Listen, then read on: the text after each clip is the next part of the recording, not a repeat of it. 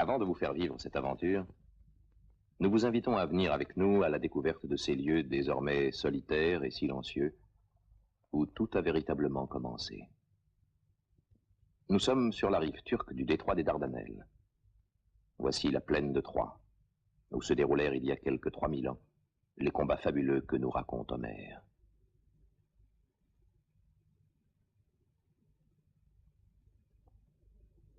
Ces pierres sur la colline sont tout ce qui reste de la ville.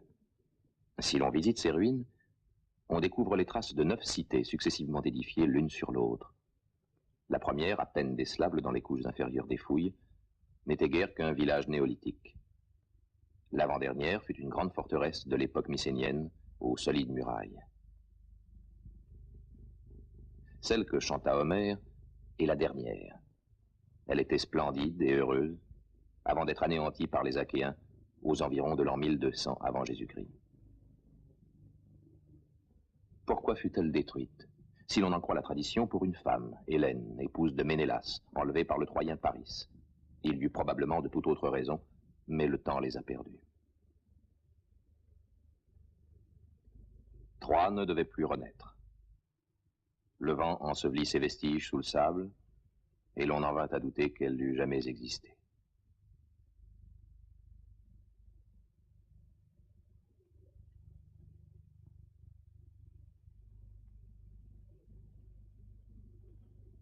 On en douta jusqu'à ce qu'un archéologue qui croyait en Homère ne la redécouvrît. C'était un Allemand nommé Schliemann, et cela se passait voici à peine 100 ans. En fouillant le sol, on retrouva alors la route sacrée qui conduisait à la citadelle, et les portes où Homère situa les 12 entretiens d'Hector et d'Andromaque.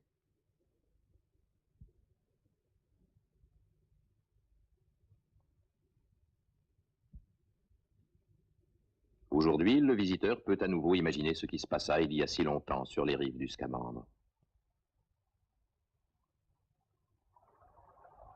Et si, revenant vers l'Europe, il s'arrête au musée d'Athènes pour contempler les masques mortuaires d'or ciselés des héros mythologiques, il retrouve ces Achéens qui furent les conquérants de Troie, ceux-là même qui, après le massacre, entreprirent l'interminable et périlleux voyage de retour vers leur patrie. C'est ce que raconte l'Odyssée.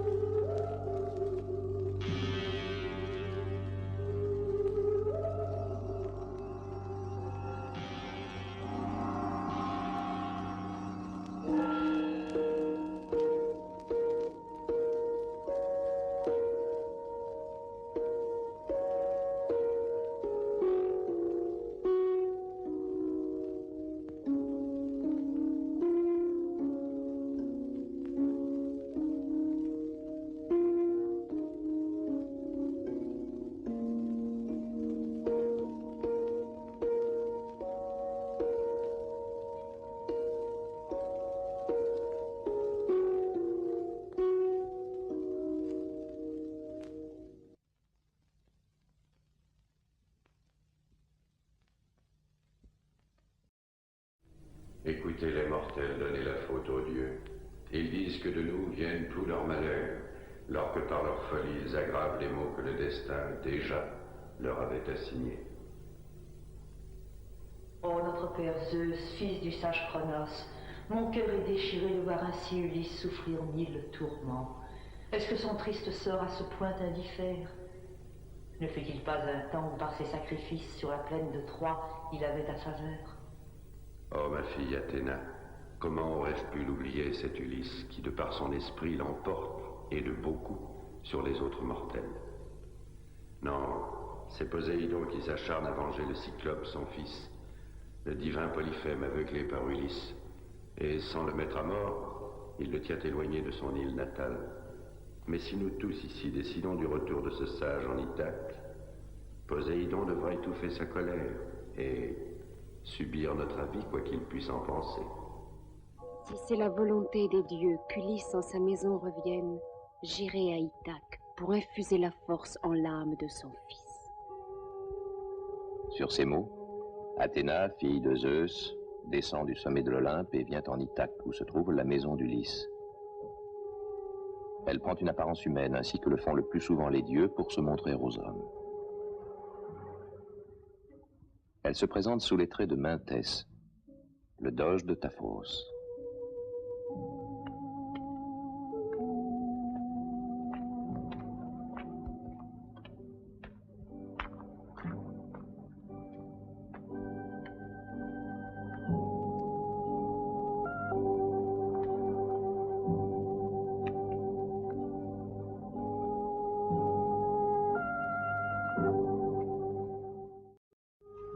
Dans la maison, une femme tisse une interminable toile.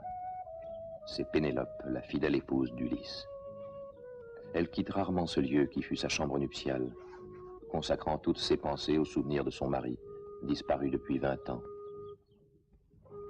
Redoutant ce que les dieux réservent à son fils et à elle-même.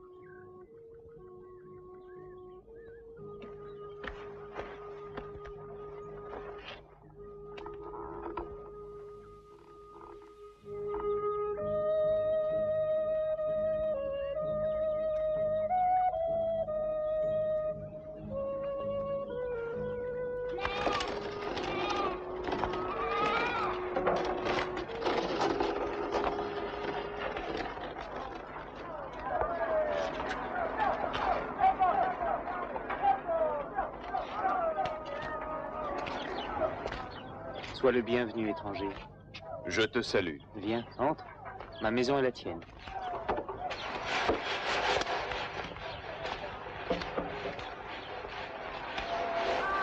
C'est donc toi, Télémaque. Tu es le fils d'Ulysse. Ma mère m'appelle ainsi. Mais ce nom, moi, je ne l'ai jamais encore entendu des lèvres d'Ulysse. Euryclée, un hôte nous est arrivé. Suis-moi, étranger. Euryclée, fille d'Ops, achetée comme esclave encore enfant, avait été la nourrice d'Ulysse.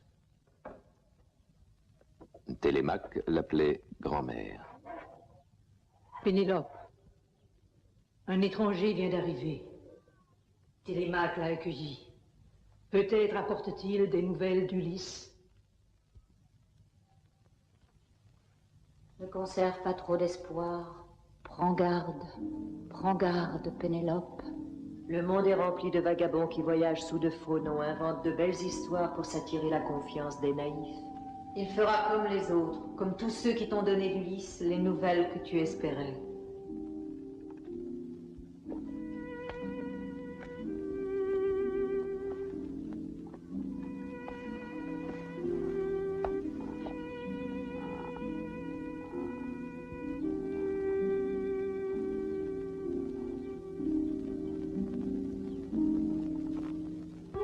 Je me nomme Mintès, chef des Taphos. Et mon navire est ancré dans la baie qui regarde de Samé au pied de la montagne. Alors tu connais Ithaque? Je la connais et même très bien en effet. J'y fus il y a des années l'hôte de ton père. J'ai entendu dire que ton père était de retour. Hélas non, ce qu'on t'a dit là est faux. On ne sait toujours rien de lui.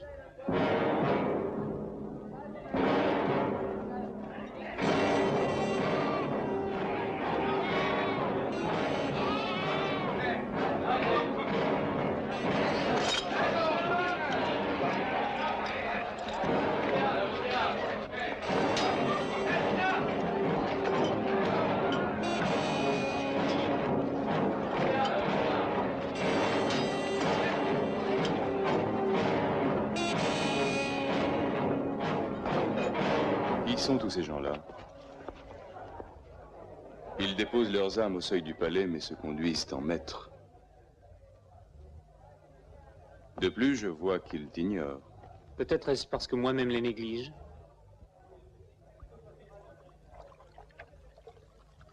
Sont-ils tes invités?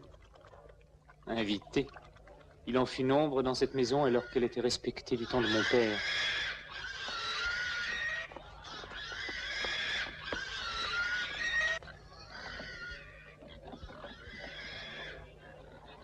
Mais comme tu peux le voir, le temps a bien changé la règle. Vivre dans cette honte est mon sort aujourd'hui. Regarde. Tous convoitent le trône. Ils viennent piller ma maison. Chaque jour un peu plus. Ces prétendants, ce sont des princes d'Ithaque et des îles voisines, Samé, Zante la forestière d'Ulishiu. Ils veulent ma mère pour épouse. Et ta mère est-elle obligée de reprendre époux? Elle ne voudrait pas, mais elle n'a pas le courage de s'y opposer. Je comprends sa faiblesse. Et cela dure depuis quand? Depuis assez de temps pour dévorer tous mes biens, et tu vois, c'est ce qu'ils font.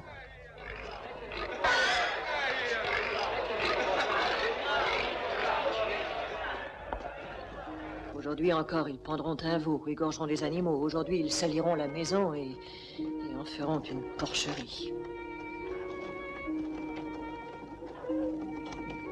Ils feront tout pour souiller, pour offenser la maison d'Ulysse. Voleur, que non, pire, car le voleur fuit. Il a peur qu'on ne le découvre, le pourchasse, et même qu'on ne le tue à la fin. Mais cela, non, peu leur importe, il reste.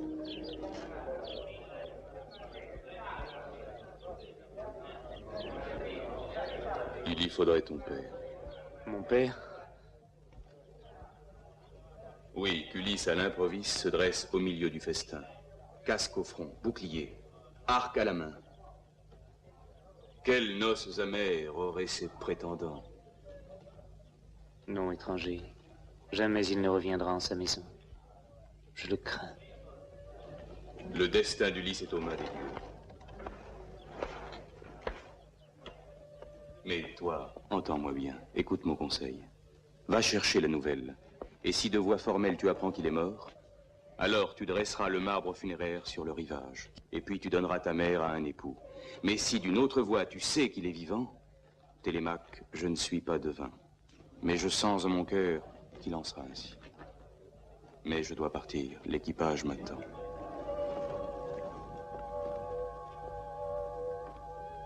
Je t'en prie, étranger, reste là. Fais comme je te dis, Télémaque, et sois fort. Attends, où dois-je aller? Affrète un bon navire et vogue vers Pylos. Là, tu verras Nestor, un ami de ton père. Athéna disparaît, tel un oiseau de mer. Mais la déesse a donné à Télémaque audace et énergie. Et surtout l'irrésistible désir de retrouver son père. Voilà que Troie fut prise et ses murs effacés. Mais voilà que Pallas fait peser sa vengeance sur les Achéens. Phénios chante ainsi la geste des héros danaens. Bien qu'il soit un aèdre fameux parmi les Achéens, il n'oserait pas le faire en la maison même d'Ulysse si les prétendants ne l'y avaient contraint.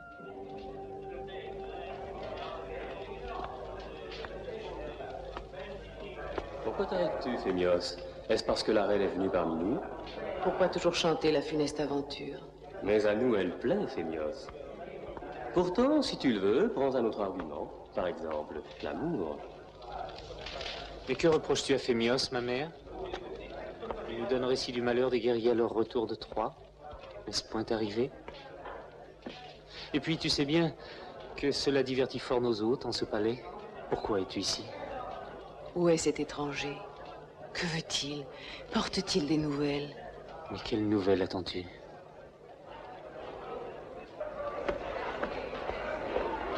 L'étranger est parti. Qui était-il? Pourquoi ne pas le dire à ta mère? Ma mère a le travers de prendre pour devin les étrangers qui passent et se laissent tromper par leurs propos flatteurs. Dois-je l'encourager? Télémaque, aie pitié de ta mère. Pour cela, trop nombreux sont les gens qui me raillent. Toi, ne sois pas cruel. Veux-tu que je retourne chez mon père?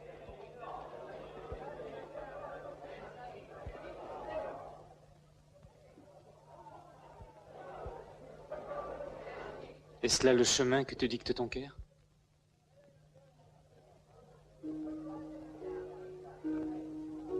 Où sont tes espérances et que fais-tu des miennes? Combien de temps encore, abreuvé d'insolence, devrais-je supporter ma honte quotidienne? Retourne dans ta chambre et reste le plus loin possible de leurs yeux, ma mère. Par la grâce des dieux, en ce jour, j'ai appris que l'enfant que j'étais laissait la place à l'homme. Et que dès cet instant, je devais agir en maître.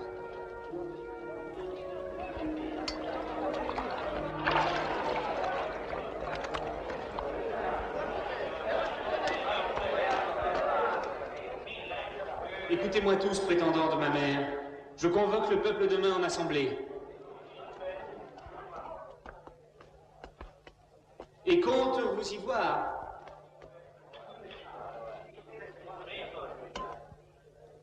Par Zeus, quel aiguillon a piqué Télémaque, l'Assemblée? Qu'est-ce que cette histoire de l'Assemblée d'un coup à l'improviste? Qui aurait pu lui suggérer? Qu'est-ce qui te préoccupe? Il s'agit là rien moins qu'un caprice d'enfant. Il joue à l'Assemblée. Soyons nous-mêmes alors ses compagnons de jeu. Allons à l'Assemblée. Je n'aime pas beaucoup pour ma part les surprises. Moi non plus. Mais du peuple, il n'y en aura pas. Puis de toute façon, nous garderons nos armes, lesquelles, à nos avis, donneront beaucoup plus de poids.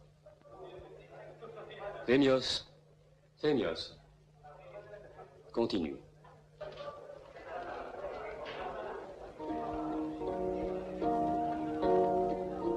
Oh, infiniment d'or, d'esclaves et de chevaux, mais aussi des chèvres étaient sur les ponts. Précieux butin que chaque navire allait emmener. Certains d'entre eux, hélas, embarqués sans savoir l'ire d'un dieu vengeur avec la cargaison. Les batailles avaient fait couler trop de sang. Ajax part le premier, mais se heurte au récif. Avec son équipage, il plonge dans l'abîme. Ménélas, à son tour, rencontre la tempête. Il voit périr plus d'un navire sous ses yeux. Mais pour Agamemnon, heureux est le voyage. Il débarque sans heurts. On l'accueille en héros. Tout le palais l'attend. C'est l'honneur, c'est la gloire. Alors tout lui est dû. Il est l'égal des dieux, même plus pour les courtisans qui de son fait pensent tirer quelque profit. Égiste le transperce de son épée. Il fut noyé dans son sang. Les rois eux-mêmes ne peuvent rien changer à la décision des dieux. À la nuit, chacun des prétendants regagne enfin sa propre maison. Télémaque ferme les portes du palais. Toi que j'ai élevé comme est fait pour ton père, je connais depuis longtemps cette famille. Et bien qu'esclave en cette maison à l'égal de l'épouse, Laërte m'eût traité s'il n'avait redouté les scènes conjugales et la jalousie. Mais pourquoi me dire cela aujourd'hui, grand-mère? Parce qu'aujourd'hui, en toi, j'ai retrouvé ton père.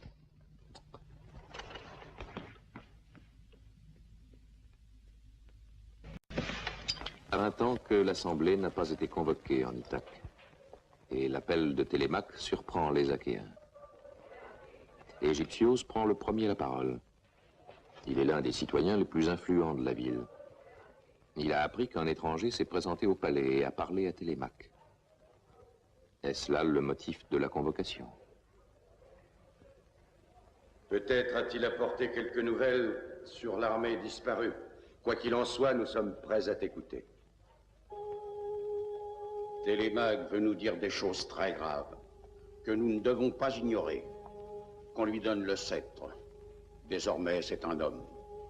Mentor avait reçu d'Ulysse, son ami, la charge de veiller sur Télémaque. Charge qu'il remplissait sans la moindre défaillance. Moi, je m'adresse ici à tous ceux d'entre vous qui ont connu mon père, ou du moins à ceux-là qui s'en souviennent encore. Et peut-être que tous ici l'ont oublié. Non, tu te trompes. Cette terre autrefois fut une terre heureuse, jusqu'au matin funeste où l'on vint nous dire qu'il fallait faire la guerre à la ville de Troie. Et pour notre malheur, nous avons obéi. Alors, sur les navires accompagnant Ulysse, on vit partir les meilleurs de nos fils. Non, nous ne l'avons pas oublié, Ulysse. Il nous doit des comptes.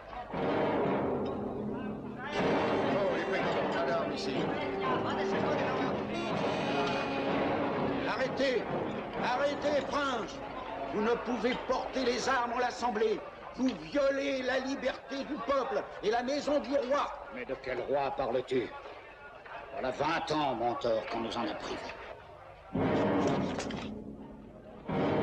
Asseyez-vous, respectez l'Assemblée. Vous mettez vos espoirs en la mort de mon père. Vous tous, vous qui n'avez pas de respect pour la fidélité de ma mère et voulez la forcer à reprendre un époux. Ils sont là, chaque jour, occupant ma maison, dévorant mon bétail, s'enivrant de mon vin. Je n'ai pas la valeur de mon père, mais même si je l'avais, je ne pourrais tout seul les chasser. C'est pourquoi je vous en supplie, Achéens, aidez-moi. Il y va du renom d'Ithaque. L'honneur de ma maison, ne vous y trompez pas, et votre honneur à tous. Mais Ulysse a peut-être quelque dette envers vous qu'aux dépens de son fils désiriez satisfaire. Alors je vous engage à régler ce crédit avant que tous ces loups ne vous l'aient dévoré. Télémaque a raison. Ce n'est pas Télémaque que nous voulons contraindre, mais sa mère, qui depuis 3 années nous a fait des promesses à chacun d'entre nous. Tous nos dons ont été acceptés, puis rendus. Sans dire jamais non, on nous a fait dire attendre. Nous avons attendu. Alors sont arrivés jour après jour les princes des îles voisines, et puis de l'étranger, sans qu'on ne se décide. À qui la faute alors? Et puis elle inventa aussi le stratagème d'une toile sans fin, nous disant attendez. Attendez, voulez-vous jusqu'à ce que j'achève le linceul destiné au père de mon époux? C'est de tous le dernier des liens qui me rattache à Ulysse, à Laërte, à cette maison.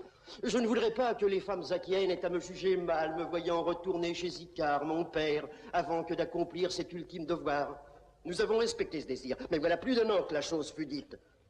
Et que sur le métier, le linon paresseux s'étire. Cette femme a la perfidie dans l'âme. Ce que nous tous ici voulons de Télémaque est qu'il renvoie Pénélope chez Icare son père, qui lui préparera de nouvelles noces, et nous fera savoir dans le plus bref délai lequel des prétendants lui-même aura choisi. Pourquoi vous-même alors n'en faites la demande? Nous aller chez Icare, mais nous ne devons pas. C'est toi qui tout d'abord décides de l'affaire. Télémaque sait bien que le peuple d'Ithaque a grand besoin d'un roi. Je ne peux renvoyer ma mère chez Icare si tel n'est point son vœu. Alors nous resterons ici dans ta maison, jusqu'à ce que ta mère enfin ait décidé. Je ne puis l'obliger sans être un fils indigne. Et de surcroît, mon père... Et ton père est mort. Pense au nombre d'années passées depuis le jour où il a quitté Troie. Nul depuis lors n'a plus rien su de lui, jamais. Et même s'il vivait quelque part dans le monde, aujourd'hui je dis bien qu'après 10 ans passés, il est mort pour Ithaque, il est mort pour la reine, et il est mort pour nous parce que trop absent. Tu rouvres nos blessures, Eurymaque. Car si ce que tu as dit est vrai, nos fils aussi sont morts, ses compagnons d'Ulysse avec lui disparus. Il nous est dur d'y croire, mais malgré les années, l'espoir n'est pas mort. Nous devons encore espérer. Et si vous dites cela par pure ambition, j'invoquerai les dieux, réclamerai vengeance. Je les prierai pour qu'ils vous fassent tous périr.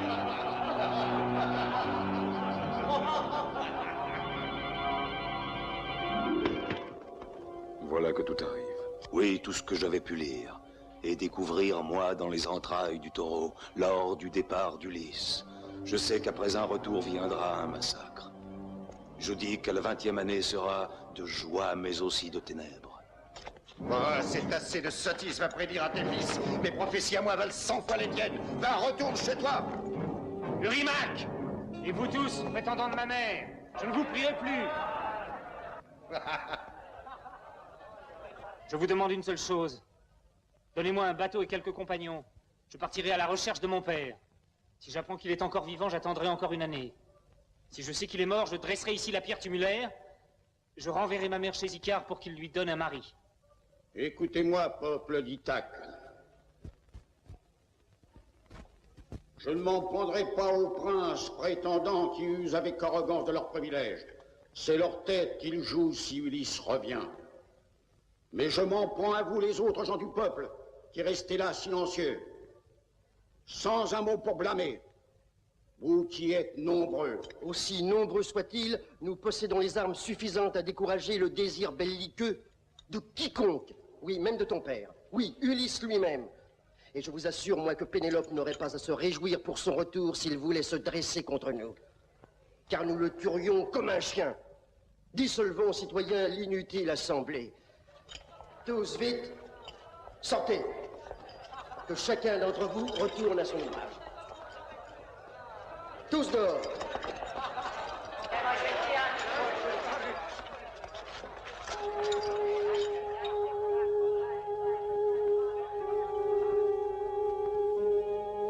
Constatant l'échec des débats, Athéna décide de prendre l'apparence de Mentor.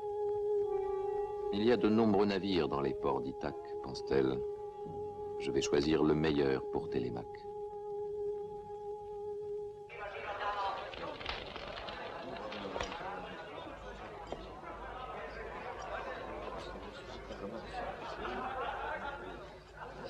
Télémaque, illustrateur.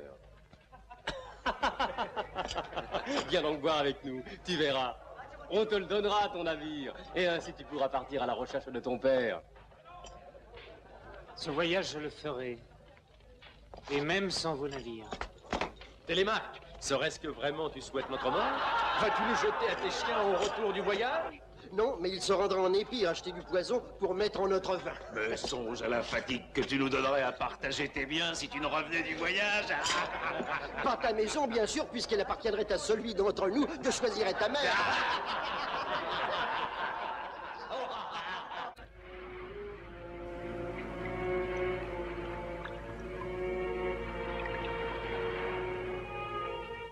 Toi qui hier encore est venu honorer ma maison. Toi qui as su donner à mon cœur l'espoir et le courage de m'en aller au loin. Fais que je puisse revenir en Ithaque. Je t'en prie. Je t'en prie. Aide-moi.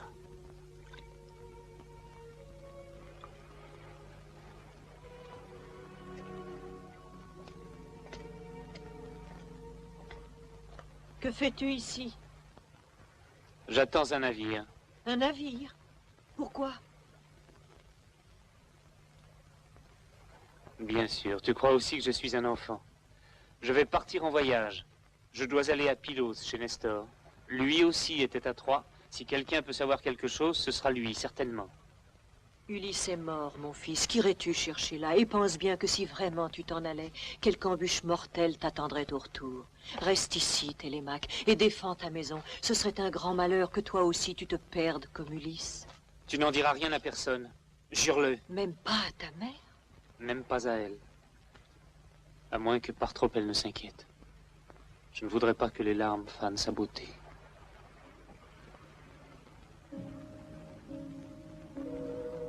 Le navire, choisi par la déesse, glisse sur le chenal. Le soleil disparaît lentement à l'horizon. Bientôt il fera nuit. Toujours sous les traits de Mentor, Athéna dirige vers Télémaque le bateau attendu. Elle l'a pourvu d'un bon équipage et fait emplir ses cales de vivres.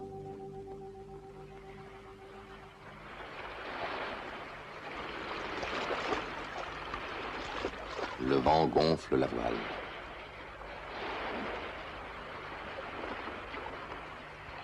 Les marins sortent une outre de vin pour boire à la gloire des dieux.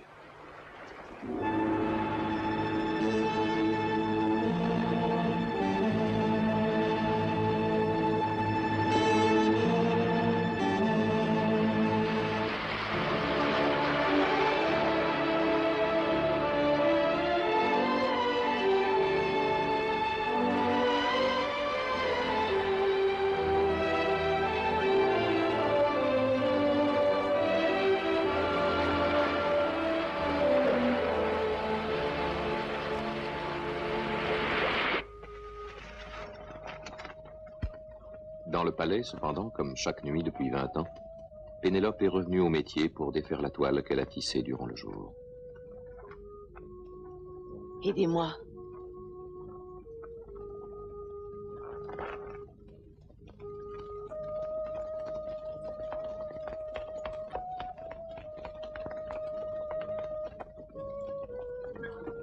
Télémaque n'est pas là, il n'est pas rentré.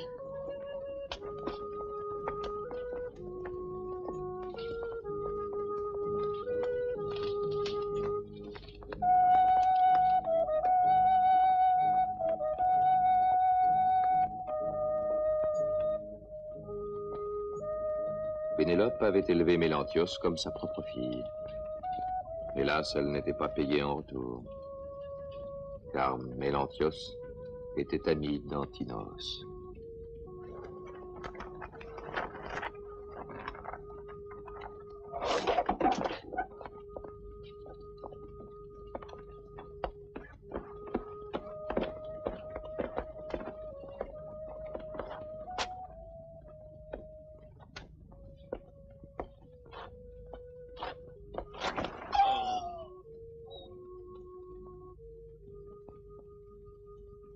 Voici donc dévoilé l'imposture. Cette toile que l'on tissait le jour et défilait pendant la nuit, c'est ta façon de respecter tes promesses.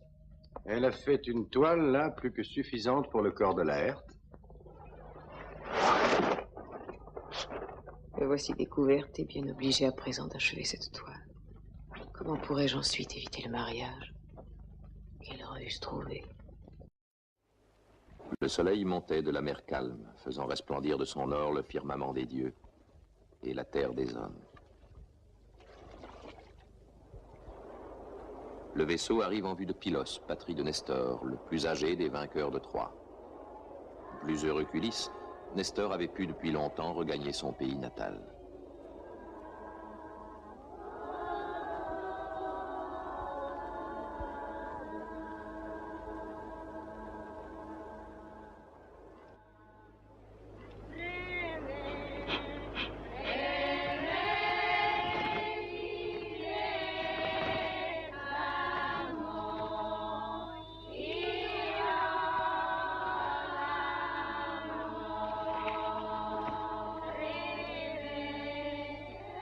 Ce matin-là, justement, Nestor et sa famille offraient un sacrifice au frère de Zeus, le dieu Poséidon, qui règne sur la mer.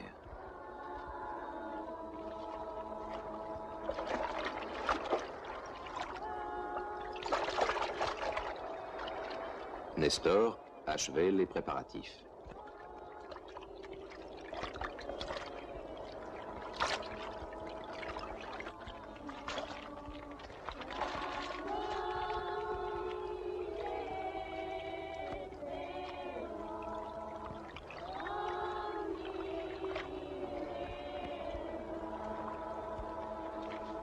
Ses fils amènent le taureau noir.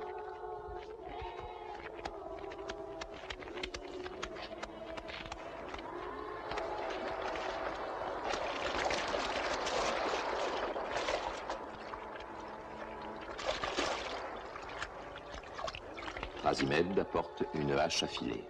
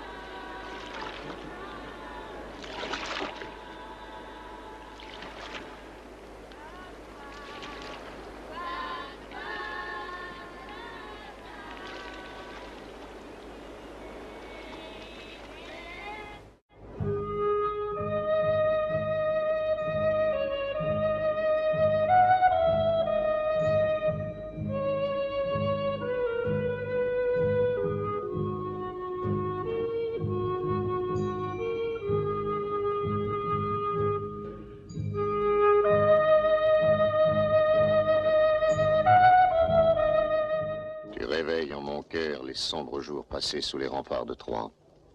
Là-bas sont demeurés les meilleurs d'entre nous. Achille, Ajax, Patrocle et mon fils Antiloque, compagnon d'Ulysse. Cette guerre fut longue. 9 ans d'un même cœur, nous avons combattu Troie et ses alliés. Si la victoire fut enfin le fruit de notre habileté, Zeus surtout nous permit l'entreprise, donnant à nos esprits l'idée du stratagème. Mais durant ces années, personne n'a jamais pu égaler ton père en ingéniosité, en force d'âme, en ruse. Tu ne l'as pas connu. Aussi je veux que tu saches combien intarissable était partout, à tous instants, le cours de son esprit. Mais plus encore peut-être ce que j'aimais en lui fut la grande prudence de son cœur. Jamais entre nous deux il n'y eut mésentente. Et cette étroite union avait sur nos guerriers une heureuse influence. Mais hélas, quand la ville fut détruite et que des richesses et des femmes nous eûmes fait partage, un dieu nous désunit. Zeus nous réserva un retour funeste.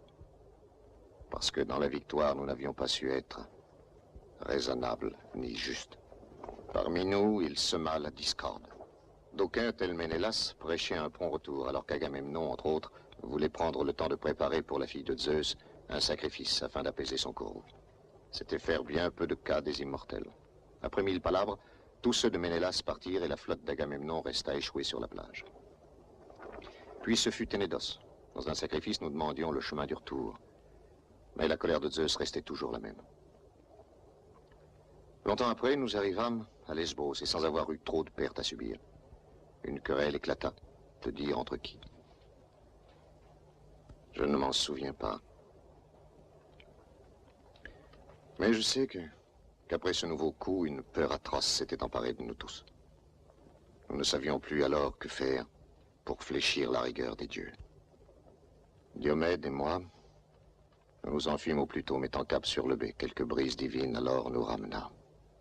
À l'inverse, ton père, lui, décida de retourner au rivage de Troie pour prêcher la sagesse au roi Agamemnon.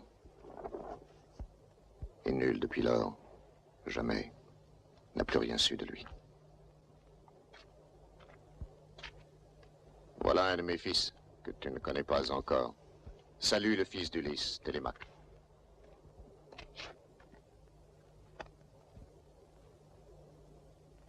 Et maintenant, écoute.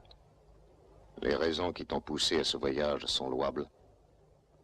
Malheureusement, moi je n'en puis dire plus.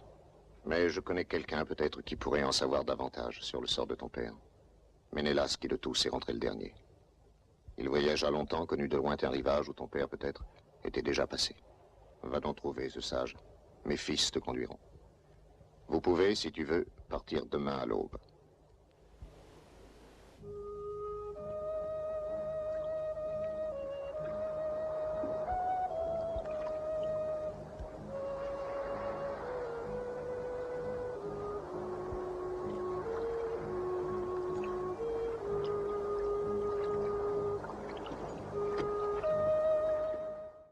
C'est donc toi qui as cédé le bateau à Télémaque. Volontairement ou pas? Mais pour quelle raison lui aurais-je refusé? Qui te l'a demandé? Je ne m'en souviens pas. Fais un léger effort. Ne serais-je donc plus libre de céder un navire à qui je veux? Quand Noémon dit avoir vu un dieu sur le navire, ils se mettent à rire. La brise alors Mais change. bientôt la rage envahit leur cœur. Antinos surtout est furieux. Ne provoquez pas leur vengeance.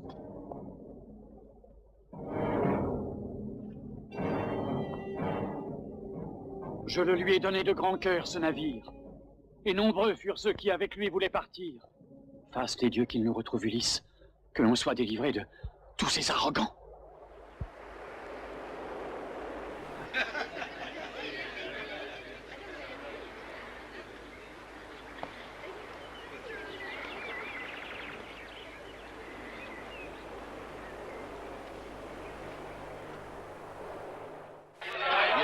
Le vin de Télémaque que de s'inquiéter du fait qu'il est parti.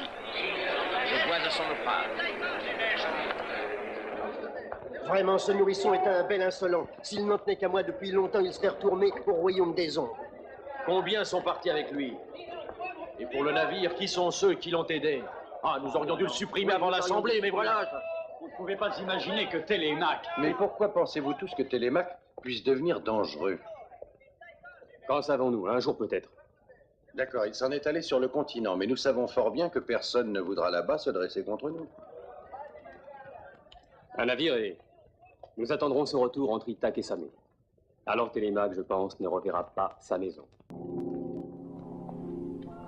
Médon, le héros, se rend auprès de Pénélope. Qu'as-tu donc à me dire, toi? Quelques nouvelles prétentions, je pense. Tes nouveaux maîtres se plaindraient-ils de mon hospitalité, peut-être? Non, ma reine. Je suis ici seulement pour te prouver ma fidélité. Fidélité? Quelle fidélité? Sait-on encore ce que c'est? Tu as oublié, toi, comme tous les autres, la bonté, la générosité d'Ulysse. Je suis venu te dire que ton fils est parti. Télémaque est parti hier soir sur un navire, mais je ne sais pas où il est allé. Quoi? Maudit! Aucune ne m'a prévenu, aucune! Oh, chienne maudite! Punis-moi! Moi seul je savais. Il m'avait fait promettre de ne rien te dire, il ne voulait pas que les larmes fanent ton visage. Il est parti. Pourquoi? Pourquoi donc? Sur un navire, Où donc est-il allé? Il est trop jeune encore pour guider un navire. Reine, outre ce que tu crains, un péril bien plus précis le menace. Les princes prétendants ont décidé sa mort, l'embuscade est prévue. À son retour, entre Ithaque et Samé.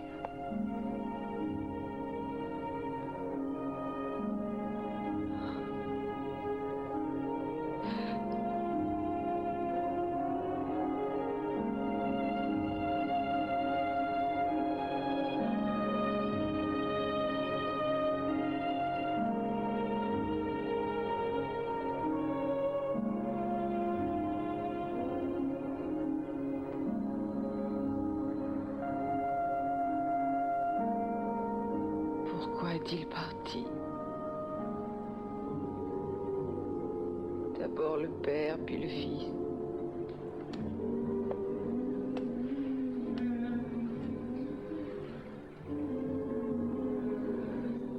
Pourquoi n'a-t-il rien voulu me dire?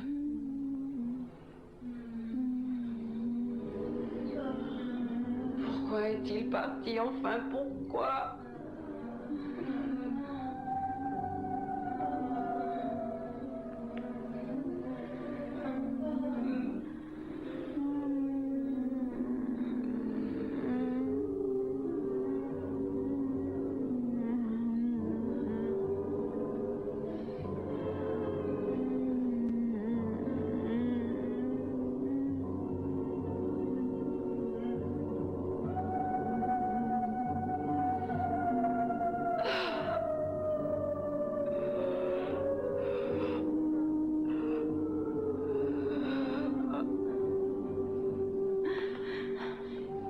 Il ne faut pas désespérer, ma reine. Il a fait ce que tout autre fils aurait fait. Il est allé à la recherche de son père. N'aie crainte, il reviendra bientôt. Mais s'en aller ainsi, partir sans rien me dire.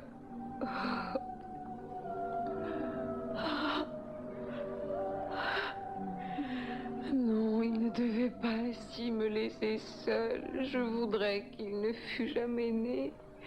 La mort à tous instants le guette.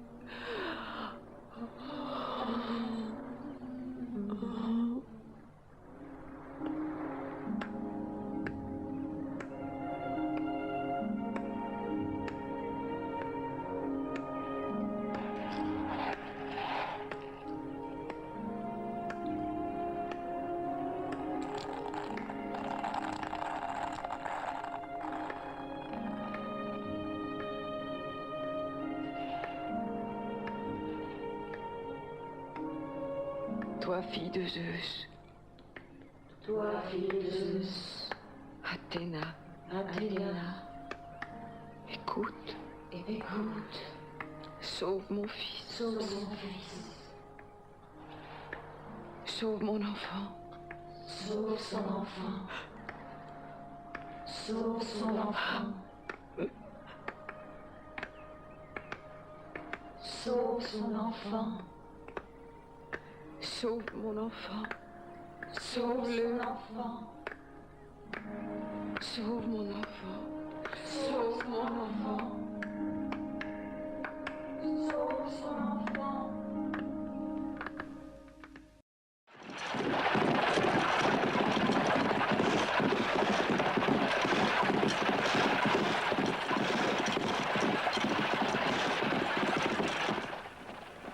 Télémaque et le fils de Nestor arrivent au rempart de Sparte. Sparte où règne Ménélas. As-tu déjà vu ville aussi grande? Je vois une vraie ville pour la première fois. Et tu vas voir aussi Hélène.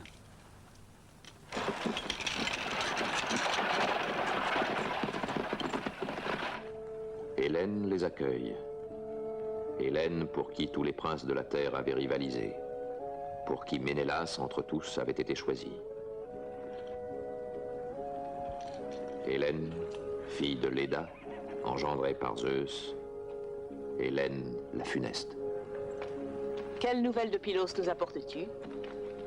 Le souvenir de ton père Nestor est toujours cher à mon cœur. Je t'amène un hôte. Il vient d'Ithaque. C'est le fils d'Ulysse. Laisse-moi le plaisir de dire son nom. Je sais que tu t'appelles Télémaque. Je veux par là te démontrer que je n'ai pas oublié ton père. Pas plus que tous ceux qui, pour moi, quittèrent leur patrie. Ces princes achéens qui, laissant leur pays, affrontèrent la mer pour venir jusqu'à Troie. Bien trop nombreux sont ceux qui trouvèrent la mort. C'est ma faute si tu n'as jamais pu encore connaître ton père. Pourquoi me dis-tu cela, Hélène? Il est mort? Je ne sais pas. Je ne sais d'ailleurs que très peu de ce qui se passe actuellement. Je ne peux seulement que parler des choses du passé, Télémaque. Je peux te dire où et comment j'ai vu Ulysse pour la dernière fois. Mon père a donné le conseil de demander à Ménélas s'il avait entendu dire quelque chose d'Ulysse. Son retour est récent et il a, paraît-il, pendant ce long voyage, rencontré bien des peuples et vu bien des pays. Oui, peut-être c'est-il. Venez avec moi.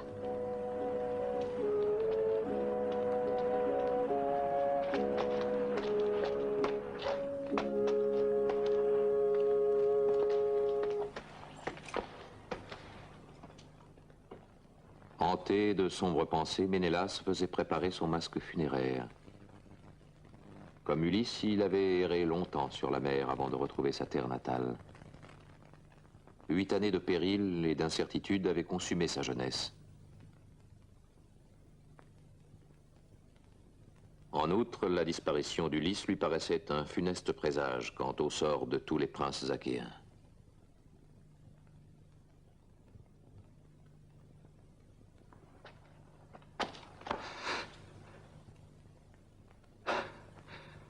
Eh bien, voici qu'arrive en ma maison le fils d'un ami très cher, le plus cher de tous mes amis. Sois le bienvenu, mon garçon.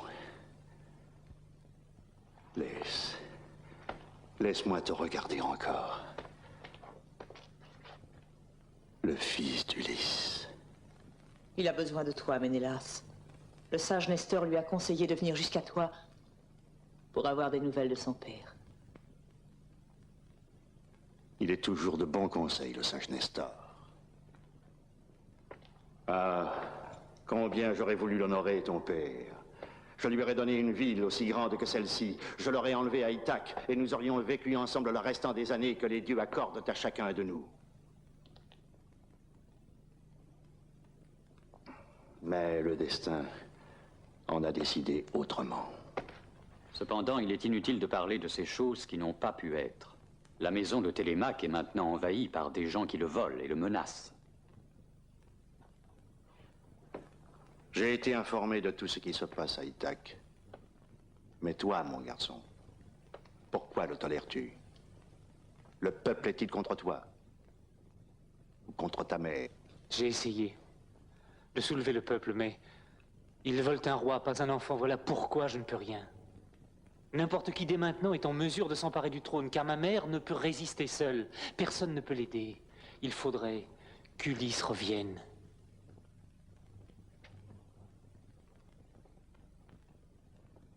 Ah, cette guerre. Combien elle fut néfaste. Et combien terribles en sont les conséquences. Regarde, les armes d'Agamemnon. Mon frère, perfidement tué au seuil de sa maison à son retour de Troie. Il n'a pas reçu la mort en combattant un ennemi digne de lui, non. Il n'a pas été englouti par la mer, comme bien des nôtres, non. Mais assassiné traîtreusement. Et moi, je n'ai plus de joie à régner sur ma terre. Voilà le prix que j'ai payé pour cette guerre que nous, Atrides, nous avons voulu. Que me caches-tu? Je sens qu'il y a autre chose. Pourquoi ne me dis-tu pas tout ce que tu sais sur mon père? Je m'adresse à toi, reine, je te demande, je te supplie. J'ai lu dans ton regard, dès notre rencontre, quelque amère vérité cachée sous l'accueil bienveillant. Je t'en prie, parle sans pitié. Je t'en prie. Si mon père est mort, dis-le-moi. Nous savons quelque chose sur ton père. Mais je ne sais, moi, si tu auras le courage nécessaire pour l'apprendre. Pourtant, puisqu'il en est ainsi, écoute-moi avec fermeté. Ton père est vivant. Mais c'est comme s'il était mort. Je dois cette assurance à Protée le devin. Il l'a vu prisonnier de la mer. Son navire est perdu. Ses compagnons sont morts. Il ne peut dès lors rentrer en sa patrie.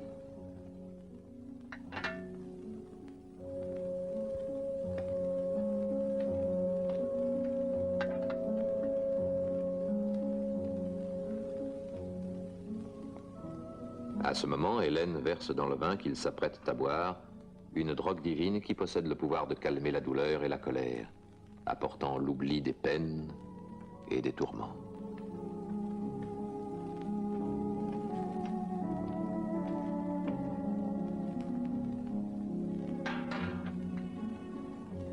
Buvez ce vin et écoutez-moi.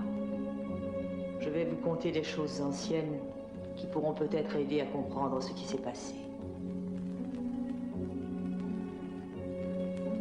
Je ne veux pas vous rappeler tous les exploits d'Ulysse, mais un que moi seul connais.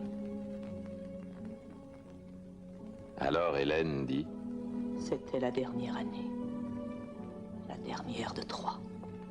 J'attendais que les armes décident du vainqueur, anxieuse du sort qui me serait réservé une fois la victoire acquise.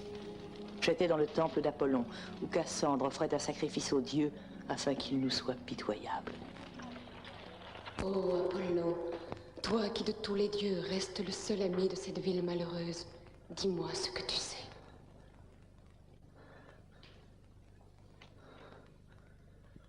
On me recherche, je suis en fuite. Laisse-moi reposer un moment. Je ne te veux aucun mal. Aide-moi. Qui es-tu? D'où viens-tu? Je suis un soldat phrygien. Un allié de Troie. Je combats avec vous depuis de nombreuses années pour défendre la ville contre les Achéens. Cette nuit, j'étais entraîné sans le vouloir dans une rixe entre soldats. Je me suis échappé non sans peine. Dans ce temple, personne n'osera me chercher. Mais tu es couvert de blessures. Et ton visage est un masque de sang. Tu me fais peur. Mais peut-être est-ce moi qui vois toujours du sang autour de moi. Non, celui-là est bien réel. La guerre n'épargne personne, même pas le misérable que je suis. Pourrais-tu me donner quelque chose? Pauvre soldat, malheureusement je n'ai rien à t'offrir, non, hélas, excepté un conseil. Va, fuis si tu le peux. Va-t'en bien loin de cette ville condamnée par les dieux, cette ville déjà pleine de morts. Pourquoi dis-tu cela? Serait-ce un oracle qui parle en toi? Ne me connais-tu pas? Nul ne t'aurait parlé jusqu'ici de Cassandre, la fille de Priam. C'est le dieu Apollon qui parle par ma bouche. Mais personne ne l'écoute. Moi, je t'écouterai. Mais pourrais-je te croire? Tu dis la ville condamnée, alors que ses hautes murailles sont là, intactes, imprenables. Voilà 9 ans déjà que la ville résiste. Il n'y a pas assez de soldats achéens pour que l'on puisse voir tomber cette cité. Il suffira d'un seul pour la mettre à genoux. Mais quoi? Serait-ce alors qu'elle manque de vivres? Ou qu'elle manque d'eau? Est-ce une pestilence qui décime le peuple? Oh, écoute, Cassandre. Qu'il y en ait un au moins qui, écoutant Cassandre, puisse entendre Apollon.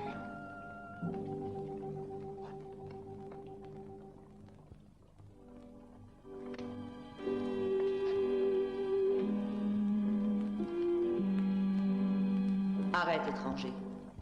Moi, je ne crains pas ta vue. Mon visage est baigné de sang, mais les blessures sont étranges. Il semblerait que tu te les sois infligées toi-même. Pourquoi crains-tu que l'on te reconnaisse? Tu ne peux me tromper comme a fait pour Cassandre. Tu n'es pas un Phrygien, un allié de Troie. Tu es un ennemi, furtivement entré dans la ville, mêlé, j'imagine, aux blessés. Tu es venu pour tendre quelques pièges. Et puis tu parais être une ombre surgie d'un passé lointain. Tu jaillis de la nuit sous un horrible masque de sang, mais je sais. Tu es Ulysse. Je te reconnais là, c'est bien toi. Et je tremble, non pas à ta vue, mais parce que tu es entré dans la cité. Je t'avais suivi, me demandant si tu aurais l'audace de pénétrer dans le temple, si proche de la maison de Priam. Et pourquoi faire? Pourquoi? Parce que j'étais sûr de te trouver ici. Parce que je sais que tu voudras te cacher ici. Lorsque la ville sera conquise et que ton époux viendra toucher le prix de sa victoire, Ce que tu me dis là n'arrivera jamais. À moins que les Troyens ne se vengent d'abord sur toi de ces années funestes qu'ils te doivent. Tu es venu, toi, en espion. Je t'ai entendu. Tu as profité de l'innocence de Cassandre afin d'apprendre les choses que tu ne peux savoir sur la ville et sur les soldats. Je te ferai tuer. Non. Tu ne le feras pas parce que tu es grec. Et grec, tu es resté en ton cœur, bien que nous ayons enduré 10 années de souffrance par ta faute. Laisse-moi. Va-t'en. Non, je ne veux plus t'entendre. Je ne te dénoncerai pas, mais je t'en prie, quitte ce temple. Et laisse-moi mon destin. Oh, laisse-moi mon destin, quel qu'il puisse être. Tu trembles. De qui aurais-tu peur? Tu es fille de Zeus. Hélène, si tu retournais à Ménélas, tout alors finirait. Non. Si tu savais combien j'ai pleuré la faute qu'Aphrodite jadis m'a poussée... La déesse Aphrodite ou bien ta passion? Lorsque les dieux disposent de nos vies, les passions ne comptent plus. Mais alors qu'est-ce qui te retient ici?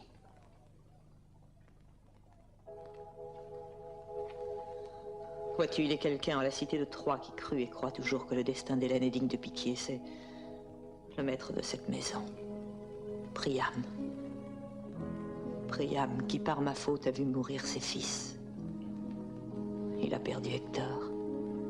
Il a perdu Paris. Et combien de valeureux Troyens. Que de morts, de sang et de larmes. Tu as entendu, Cassandre. Combien devront encore mourir? Du sang, toujours du sang. Et jamais, cependant, Priam ne m'a fait un reproche. Lorsque je vins avec Paris, il m'accueillit comme sa fille. Et de cette maison, je suis toujours la fille. Voilà pourquoi je resterai jusqu'à la fin. Si me parlant de fin, c'est à celle de Troie que tu penses, Laure, tu n'auras Hélène plus longtemps à attendre. Je n'ai pas voulu cette guerre, mais j'y fus contraint. Je veux à présent qu'elle finisse. Et par n'importe quel moyen. Tout ce que j'ai vu aujourd'hui dans la ville suffit à mon dessein. Quel est ton dessein, Ulysse? Tu as réputation d'être un homme rusé. Est-ce par ce travers que tu veux établir ta renommée future? Ce sont les actions des hommes qui m'auront poussé à faire ce choix.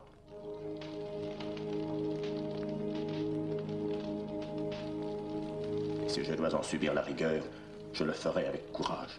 Combien de fois cette décision a-t-elle pu depuis occuper son esprit? Peut-être en cet instant même, où qu'il soit.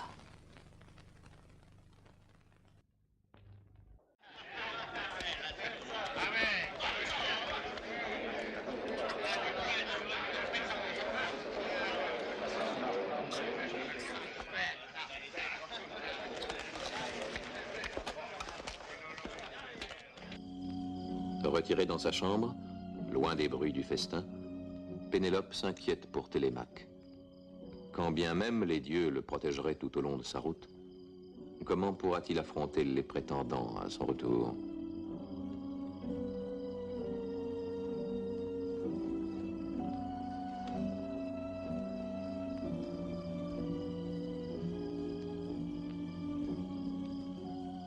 Et son cœur s'emplit d'angoisse.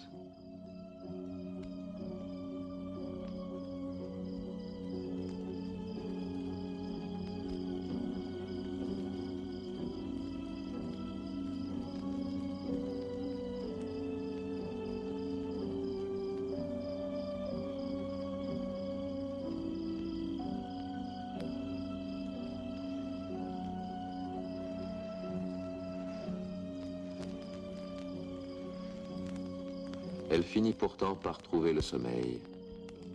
Ses membres là se détendent.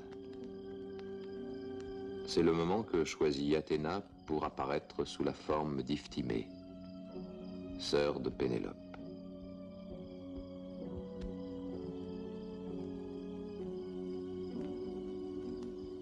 Pénélope, ne te lamente plus. Les dieux ne te veulent que du bien. Iphtimée, c'est toi? Oui, c'est bien moi, ta sœur. Il y a bien longtemps que je ne t'ai vue. Tu demeures si loin. Pourquoi es-tu donc venu en Ithaque? Pourquoi? Mais pour t'assister. Alors tu sais que j'ai perdu mon mari et que mon fils m'a abandonné. Oui, je sais. Mais Pénélope, ne te désole pas. Conserve l'espoir. Mais j'ai peur. Les princes prétendants veulent me tuer Télémaque au retour. Ils vont lui tendre un piège entre Ithaque et Samé. Si tant est que les dieux encore aient bien voulu écarter de mon fils les périls du voyage, des choses de la mer. Il n'a pas l'expérience, c'est un enfant. De moi, il ne s'est jamais éloigné. N'aie plus de crainte, Pénélope. Athéna a eu pitié de toi et tu reverras Télémaque. Athéna? Tu peux entendre sa voix?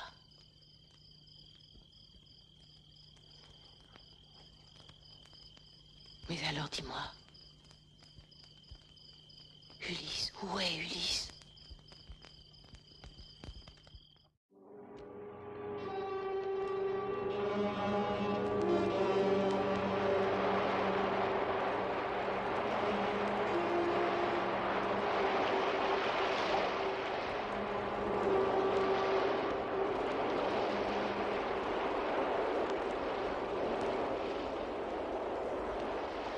Après avoir été maintes fois pris dans la tempête, emporté par la houle et les vents contraires, poussé par la fureur d'Éole, écrasé par la colère de Poséidon, le radeau avait jusqu'ici résisté à tous les assauts.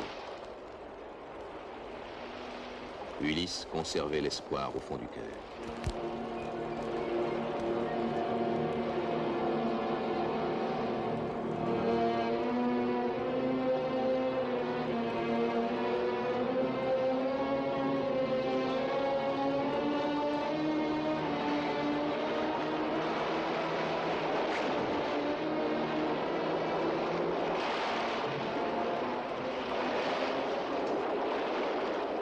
Mais la mer, sans relâche, glisse entre les troncs, cherchant à dénouer les cordes qui les lient.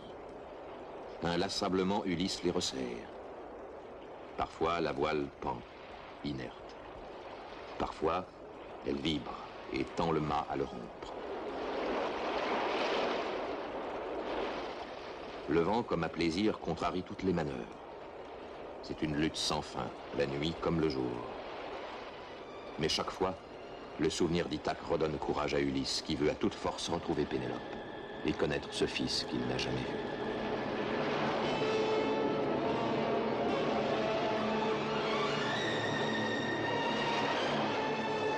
Farouche, il livre une bataille après l'autre.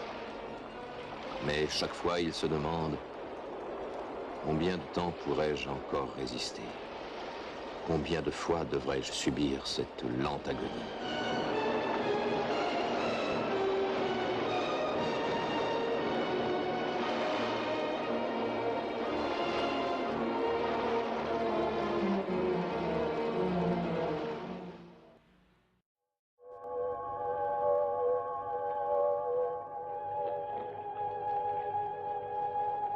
Il y avait 17 jours que le radeau dérivait, à la merci du vent et des courants. Ulysse pouvait seulement constater qu'il se dirigeait vers l'Orient, où était sa patrie.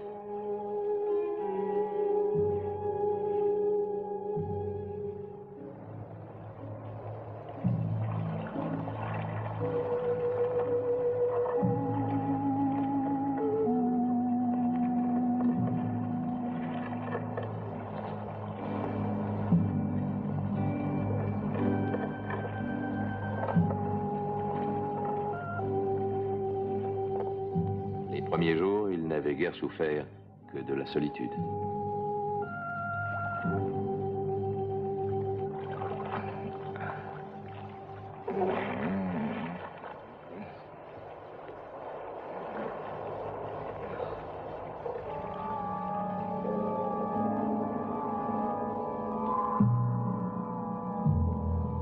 Au 10e jour s'y ajouta la soif.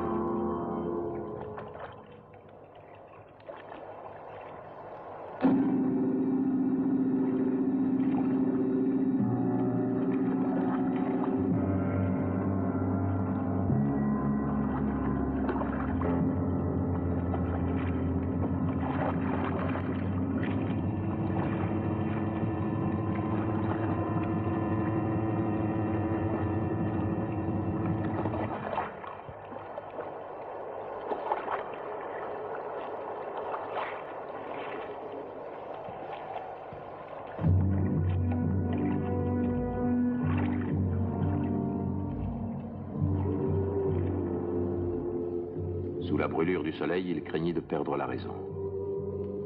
Maintenant, tout est fini, pensait-il. Il n'y a plus pour moi que l'abîme de la mort. Heureux ceux qui sont tombés sous les remparts de Troie. Si j'avais péri là-bas, frappé d'un coup de lance, j'aurais eu du moins les honneurs funèbres. Et les Achéens pourraient célébrer mon souvenir.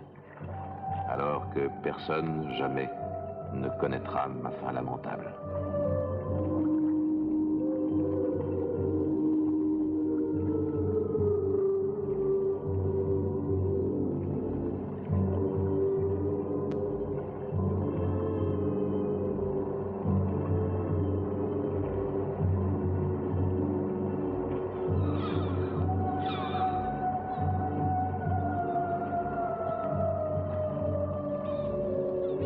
Le 18e jour, une terre apparaît qui lui semble au loin comme un bouclier posé sur l'horizon. Mais déjà, une nouvelle tempête se lève. Du haut du mont Solyme, Poséidon l'a aperçu et sa fureur redouble. Les dieux, pense-t-il, ont changé d'avis au sujet d'Ulysse et lui ont permis d'approcher une terre où ses maux prendront fin. Mais ma vengeance n'est pas assouvie. Il subira encore mon courroux. Et le dieu de la mer assemble les nuages et bouleverse les flots. Ulysse, averti par quelque voix divine, comprend alors que ses souffrances ne sont pas terminées. Poséidon déchaîne la mer. Il fait hurler l'Euros et le Notos. Arraché par une lame, Ulysse est emporté loin du radeau.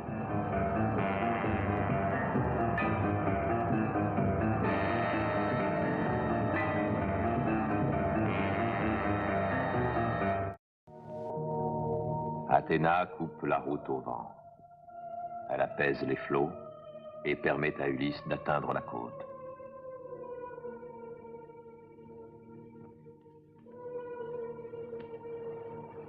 Il embrasse la terre.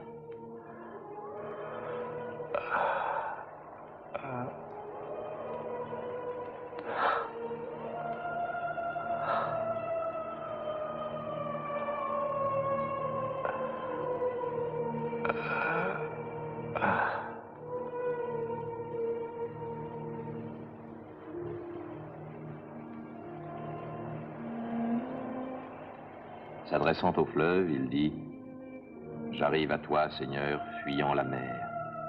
Qui que tu sois, je suis ton débiteur. Prends pitié de moi. »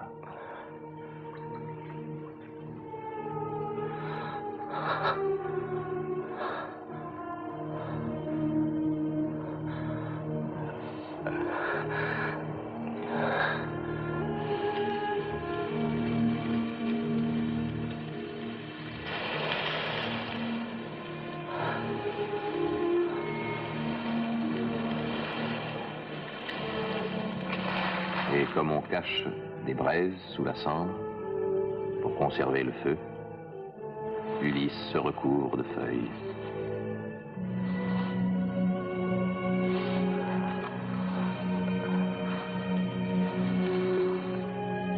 Athéna lui procure un sommeil sans rêve, puis elle gagne la ville afin d'y préparer sa venue. Elle pénètre comme un souffle dans la chambre où dort Nausicaa, la fille d'Alkynos, et entre dans son rêve sous l'apparence d'une amie de la jeune fille.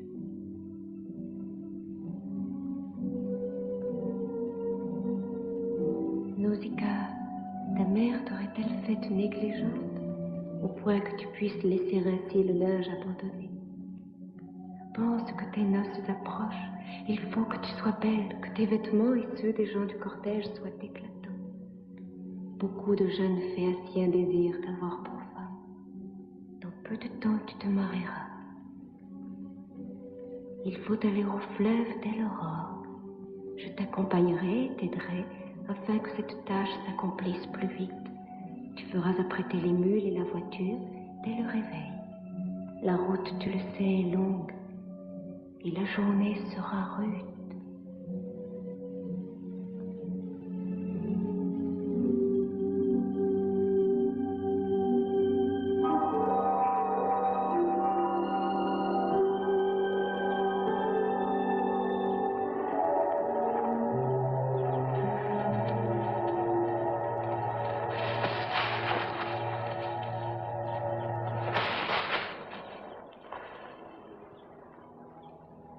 Surgissant des broussailles, hirsutes et salves, Ulysse épouvante les servantes qui s'enfuient. Seule Nausicaa demeure, encouragée par le souvenir de son rêve.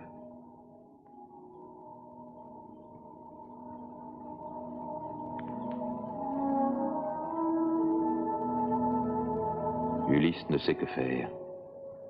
Se jeter aux genoux de la jeune fille ou la supplier de loin pour ne pas l'effrayer. Es-tu déesse ou mortelle? Ta beauté d'élabore te range chez les dieux. Es-tu une des filles immortelles de Zeus? Aurait-on déjà vu une fille de Zeus laver du linge dans le fleuve? Mais tu ne t'es pas enfui, toi. Tu n'as pas peur de moi? Peur? Non. Pourquoi aurais-je peur? Alors dis-moi, je t'en prie. Quel pays est le tien? Je fus au soir tombant jeté sur cette plage et ne sais pas comment j'ai pu jusqu'à ce jour résister à la mer. Aide-moi, je t'en prie. Je ne cache aucune perfidie en mon cœur et je ne suis pas un homme malveillant. Crois-moi, je t'en prie, aie pitié de moi.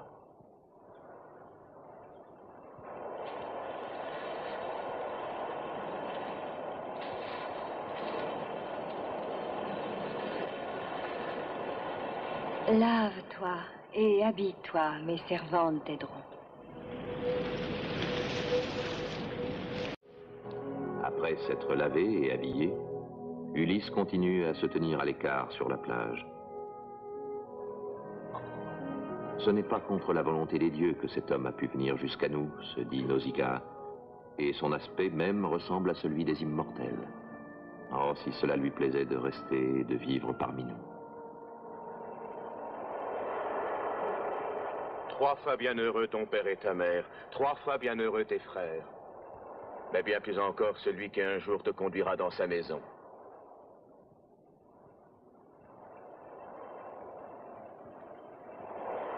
Veux-tu manger? Oui.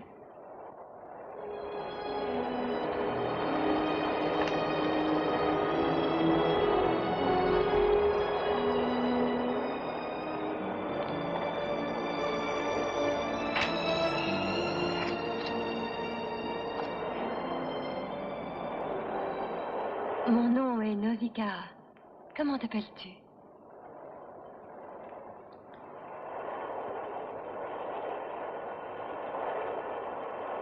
Le peuple phéacien habite ce pays. Ne crains rien parmi nous. Je vais te conduire à mon père.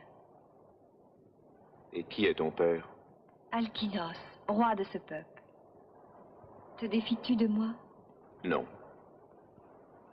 Allons.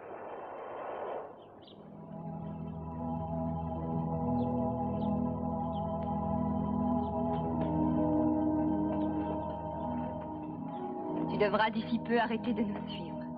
Mais comment trouverai-je la ville? Tout seul et sans difficulté.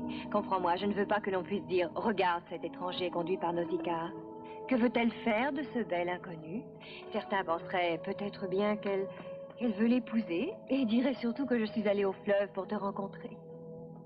Combien de jeunes phéaciens se sentiraient blessés dans leur orgueil?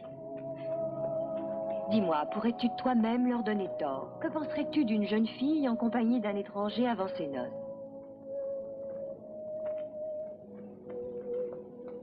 Souviens-toi surtout, en arrivant au palais, c'est ma mère en premier que tu dois implorer.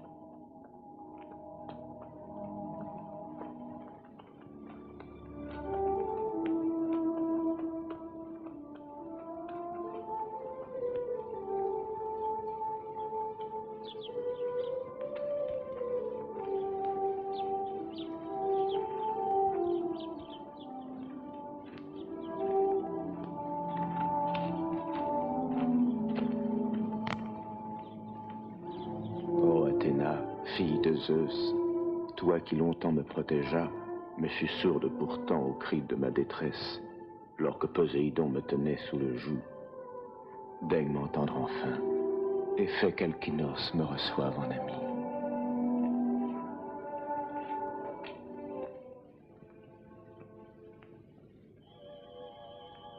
La déesse écoute, sous les traits d'une jeune fille du pays.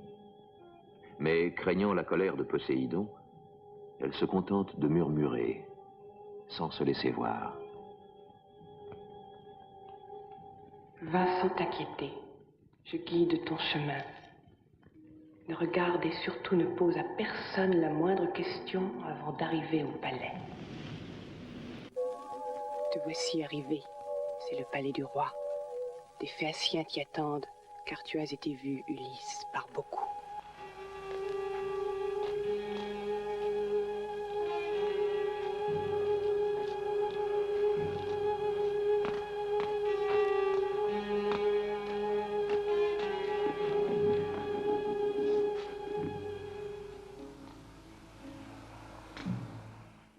Le peuple phéacien n'aime pas l'étranger, mais ce n'est que méfiance.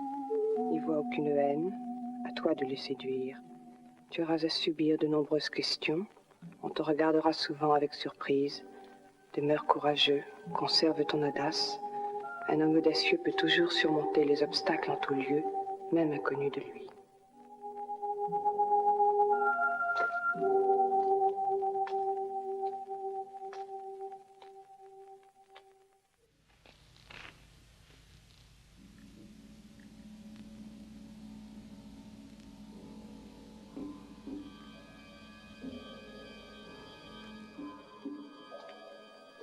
Reine, je t'honore. Je viens à toi sans armes, sans intention hostile, et ne demande que ton hospitalité. Que toi, ton épouse et tes gens puissiez à jamais jouir de la bienveillance des dieux. Ô reine, au nom de Zeus, je demande ton aide. J'implore ta pitié. T'adresser dès l'abord à la reine et des sages. Son nom est Arrêté, fille de Rhexénor, le frère d'Alkynos, devenu son époux. Ils sont apparentés au dieu Poséidon par Péribée, la fille du fier Eurymedon, jadis roi des géants. Tu sais tout à présent de l'essence divine de ce que tu devras prier pour ton retour. Sois prudent et adroit.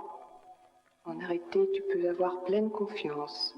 Chacun du peuple roi ici lui rend hommage pour sa grande sagesse et son œuvre de paix.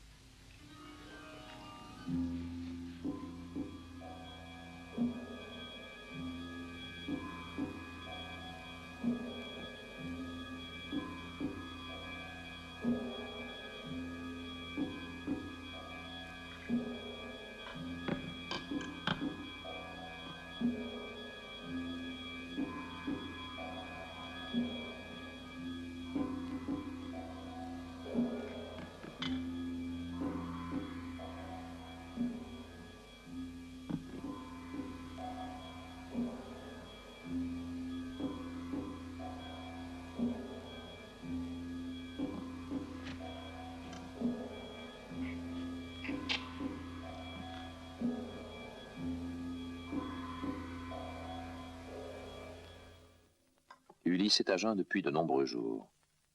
Aussi, mettant à part les craintes de son cœur, il n'a pour le moment souci que de son corps.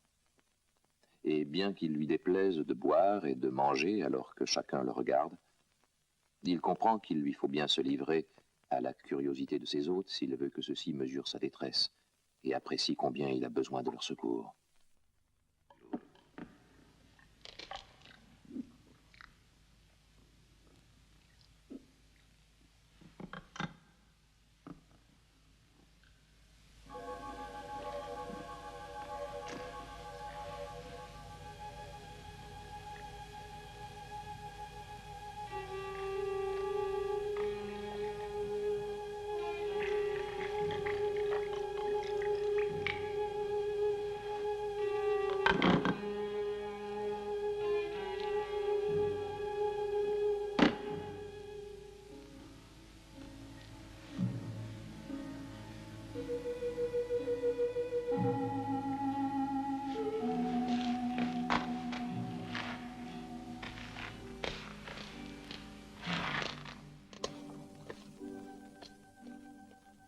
Nous t'avons, étranger, accueilli comme un hôte envoyé par les dieux.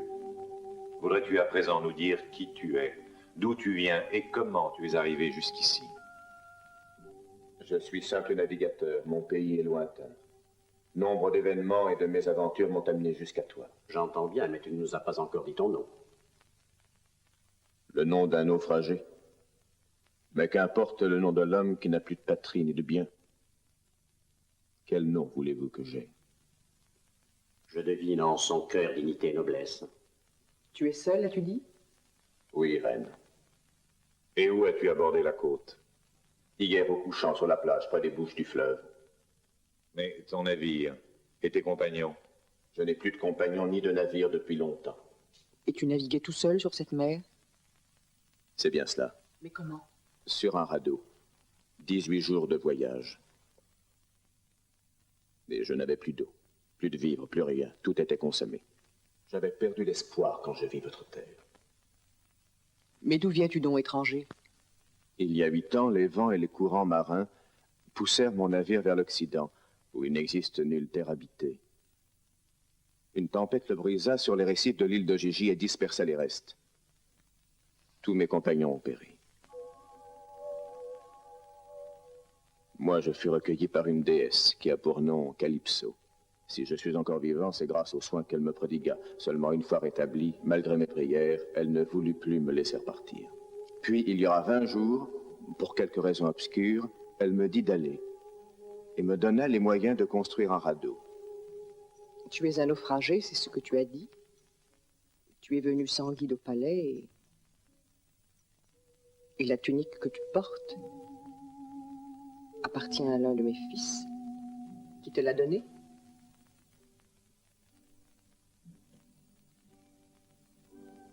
Alors, qui te l'a donnée? Ta fille. Ta fille, rencontrée ce matin, sur la plage, à l'heure où le soleil venait me réveiller. Elle fut la première à me prendre en pitié. Ma fille fut trompée par sa grande jeunesse. Elle-même aurait dû te conduire au palais au lieu de nous cacher l'instant de ta venue. Ne lui reproche rien. C'est moi qui l'en ai prié afin qu'elle n'encoure pas ta colère si ma présence t'avait déplu. C'est toi qui te trompes à présent. Personne en fait ainsi ne se met en colère sans raison. Mais tu en as pris le risque, c'est louable. Sache pourtant que l'hospitalité pour nous est d'un grand prix, car nous avons connu jadis la malveillance. Notre peuple en ce temps habitait dans une île à quelques bras de mer du pays des Cyclopes, mais ses proches voisins menaçaient constamment sa paix et sa vie même. Alors, mon père décida de transférer son peuple en un lieu éloigné de tous et de toute route maritime, sur cette île. Mais est-ce bien une île? Tu ne le seras jamais, étranger. Nous avons appelé cette terre chérie, mais nous n'avons pas donné aux sources, aux fleuves, aux montagnes, des noms qu'un voyageur peut indiquer à quelque autre. L'isolement que nous avons choisi est la rançon de notre paix. Le prix peut en paraître élevé, mais la paix n'a pas de prix. À présent, tu comprends pourquoi nous n'aimons pas qu'un étranger arrive ainsi à l'improviste.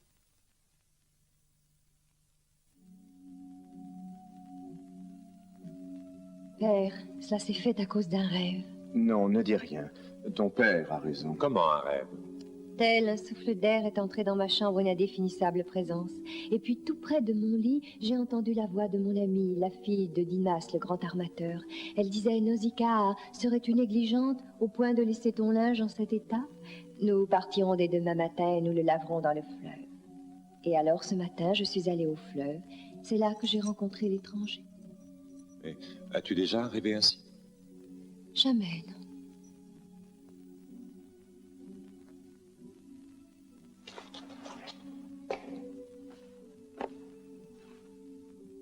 Je ne sais pas qui tu es, mais c'est bien en revanche que les rêves donnés aux âmes innocentes sont messages des dieux. Un Dieu te protège et veut que parmi nous, tu sois le bienvenu.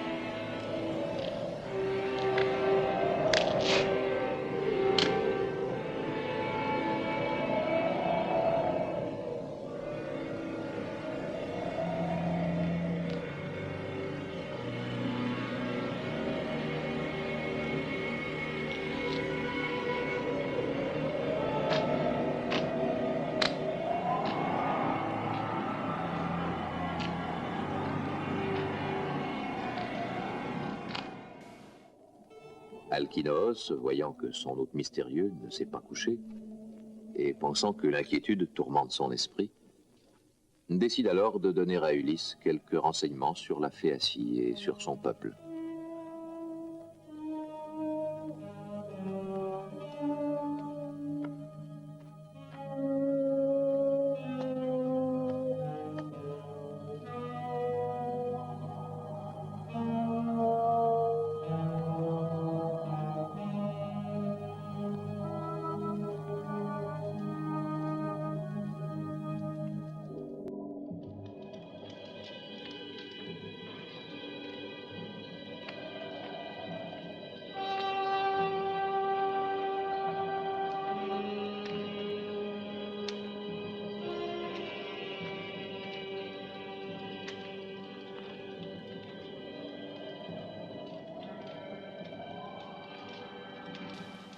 Tu ne dors pas, je vois.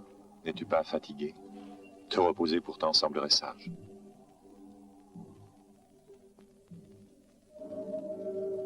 Le ciel de Phéacie est très clair. C'est vrai, oui. Les étoiles ici sont toujours très brillantes. Le navigateur ne peut pas s'égarer sous notre ciel. Que de fois je les ai regardées, ces étoiles, quand je cherchais ma route, et que j'essayais en vain de me diriger vers le pays que je connais, vers ta patrie. Oui. Mais pourtant, elles ne m'ont pas amené jusque-là. Mais elles disent seulement que ce n'est pas très loin. L'inclinaison que prend le grand chariot l'indique sans erreur possible. Quoi qu'il en soit, les dieux veillaient sur toi, car il est périlleux d'aborder notre terre, alors que d'en partir est simple. D'ailleurs, l'adresse de nos marins est sans égale. Jamais sur cette mer, aucun ne se perdit. Pourquoi donc tes navires ont une main en proue? C'est une mise en garde. Ils n'obéissent pas à ceux dont les projets sont haïssables. Et pourquoi ce vaisseau construit en cet endroit? Il n'est pas destiné à affronter la mer. Il y a fort longtemps, mon père avait prédit qu'un de nos navires un jour amènerait en sa patrie un homme détesté de Poséidon. Ce qui pouvait attirer sur nous la colère de ce dieu redoutable. Alors fut décidé de construire ici même un navire en offrande à ce rude immortel.